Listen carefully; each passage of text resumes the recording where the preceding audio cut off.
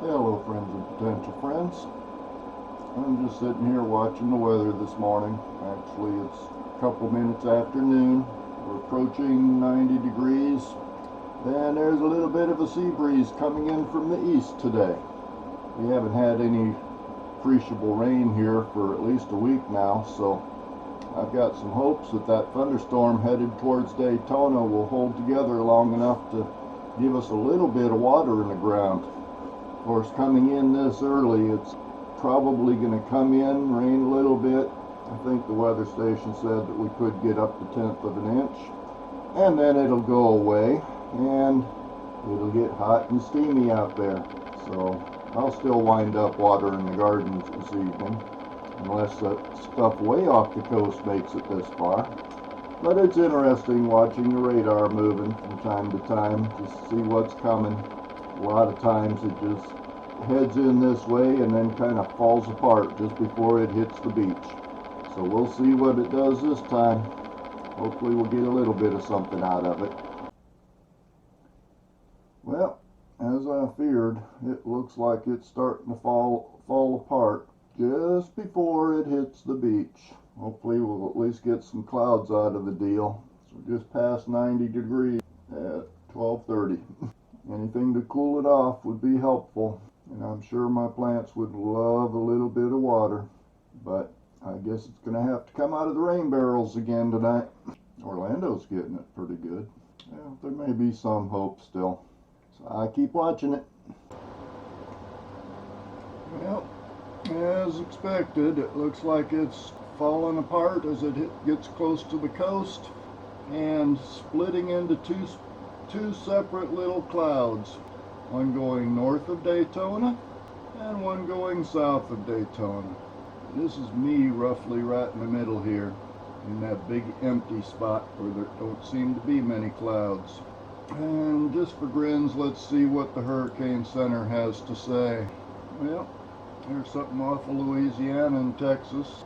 Probably won't amount to anything. It'll hit land before it strengthens. Another one down by Cuba, which will probably go into the Gulf of Mexico. So the folks along the Gulf Coast might see something out of it. And then there's this guy way out in the Atlantic. Still too far south to do a lot. I've been watching the clouds and the radar for many years now. Oh, let me bring that to the front. I'll just cover me up. As you can see in here, there's a line of clouds coming off of Africa, across South America into the Pacific. This time of year, these clouds are coming across. They pull up moisture out of the Indian Ocean, which we can't see here. It streams across Africa, south of the desert. I think that's the Sahara Desert up in there. It crosses. Oh, you can't see that. Let me put it over there. There. Okay. There's our clouds coming across Africa, and up in here is the Sahara Desert. I've found that when the cloud stream is this far south, any tropical systems that form up will do so right along here, and then they tend to curve up to the north and go into the Gulf of Mexico. Later on in the season, and you can't see what I'm showing you here, but let me get the mouse over to the right spot. There's the clouds coming across Africa and then coming across the Atlantic. Right in here is about where they start to form into tropical systems if they're going to. And then when they slowly move towards the north and come right in, basically they want to go to New Orleans. Later in the season, these clouds will be shifted farther north. I find when they start coming off the coast up in here, that's when they tend to come to the east coast, though most of them tend to curve up and just stay in the North Atlantic. But once in a while we'll get one. Anything we get in the Daytona area this time of year usually comes across the peninsula from the Gulf of Mexico. So it doesn't look like I have a whole lot of hope to get any rain out of a tropical system either. So I guess we'll just have to keep watching the radar and going out and watering the plants every evening. So that looks like what today's going to bring. There must be one or two clouds out there because I see that we've got a little bit of a drop in the temperature. It was 90.1 about 20 minutes ago. Now it's dropped down to 87. Still no rain. I will keep hoping. Oh, yep. Another typical afternoon in northeast central Florida. Going to be another hot day. You notice that down in the bottom left corner of that weather station, that 8 down there, that's the UV index.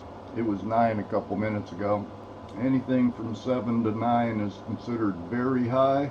You walk out there and get a suntan in about 10 minutes. And I just looked, all my peppers are starting to droop. My sweet potatoes, at least half of them are probably flat on the ground. Oop, there we go to 9 again. I think it's that UV that does the most harm to the garden. They can soak up the sun, but the ultraviolet gets to be just too much for them. They go limp. Happens just about every day this time of day. And it'll keep happening until that rain starts going up in the bottom right corner. On the bright side, it's not 90 degrees anymore. It was about an hour ago. So there must have been 1 or 2 clouds that came through. But the radar doesn't show much of anything headed this way now. So we just keep watching, keep hoping. And as soon as the sun goes behind the trees, I'll be out there watering again. Yeah, that's enough of this. I'm going to wrap this up and decide whether I'm going to post it or not. And if I do, I'll see you on the next one. I think it's time for a full garden tour for July. Hopefully I can get out there early enough in the morning that I can get it recorded before everything starts drooping and wilting, including me. Y'all have a good one.